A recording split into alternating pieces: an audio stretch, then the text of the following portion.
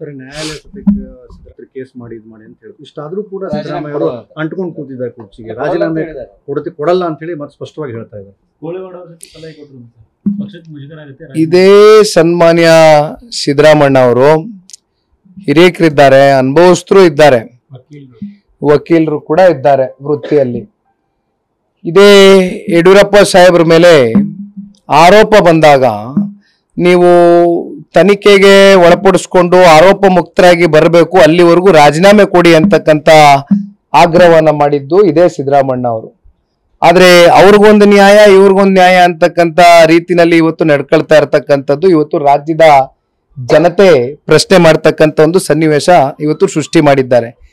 ಹಲವಾರು ವರ್ಷಗಳ ಕಾಲ ಅವರು ಸಾರ್ವಜನಿಕ ಬದುಕಲ್ಲಿ ಅವರು ಅವ್ರದಾದಂತ ಕೆಲಸಗಳನ್ನ ಮಾಡ್ಕೊಂಡ್ ಬಂದಿದ್ದಾರೆ ಸಿದ್ದರಾಮಣ್ಣ ಅವರು. ಆದ್ರೆ ಇವತ್ತು ಅವ್ರ ಮುಂದೆ ಬಂದಿರತಕ್ಕಂಥ ಈ ಒಂದು ಆರೋಪ, ಅವರು ಇವತ್ತೇನು ಕಾನೂನಾತ್ಮಕವಾಗಿ ಇದನ್ನ ಎದುರಿಸ್ತಕ್ಕಂಥದ್ದಕ್ಕೆ ಪಾರದರ್ಶಕವಾಗಿ ಒಂದು ನೈತಿಕ ಹೊಣೆಯನ್ನ ಹೊತ್ತು ರಾಜೀನಾಮೆಯನ್ನ ಕೊಟ್ಟು ಈ ಒಂದು ತನಿಖೆಗೆ ಸಂಪೂರ್ಣ ಸಪೋರ್ಟ್ ಅನ್ನ ಕೊಡ್ತಕ್ಕಂಥದ್ದು ಸೂಕ್ತ.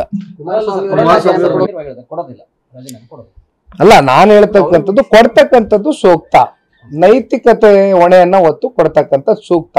ಈಗ ಕುಮಾರಸ್ವಾಮಿ ರಾಜೀನಾಮೆಗೆ ಆಗ್ರಹ ಮಾಡೋದಿಲ್ಲ ಅಂತಾರಲ್ಲ, ನಾವು ರಾಜೀನಾಮೆಗೆ ಆಗ್ರಹ ಮಾಡಲ್ಲ ಅಂತ ಹೇಳ್ತಾರೆ ಕುಮಾರಸ್ವಾಮಿ. ಈಗ ನಾವು ಪಾದಯಾತ್ರೆ ಮಾಡಿದ್ದು ಯಾವುದೋ ಒಂದು ವ್ಯಕ್ತಿ ಮೇಲೆ ದ್ವೇಷದಿಂದ ಮಾಡಿರ್ತಕ್ಕಂಥ ಪಾದಯಾತ್ರೆ ಅಲ್ಲ.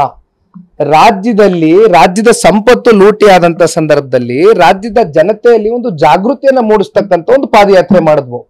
ಹಾಗಾಗಿ ಸನ್ಮಾನ್ಯ ಕುಮಾರಣ್ಣ ಅವರು ಬಹಳ ಸ್ಪಷ್ಟವಾಗಿ ಹೇಳಿದ್ದಾರೆ, ಇವತ್ತು ಭಾರತೀಯ ಜನತಾ ಪಾರ್ಟಿ ಇರ್ಬೋದು, ಜನತಾದಳ ಪಕ್ಷ ಇರ್ಬೋದು, ನೈತಿಕ ಹೊಣೆಯನ್ನ ಹೊತ್ತು ಅವರು ರಾಜೀನಾಮೆ ಕೊಡಬೇಕಾಗತ್ತೆ, ಅದಕ್ಕೆ ಅವರು ತಯಾರಿ ಆಗ್ಬೇಕಾಗ್ತದೆ.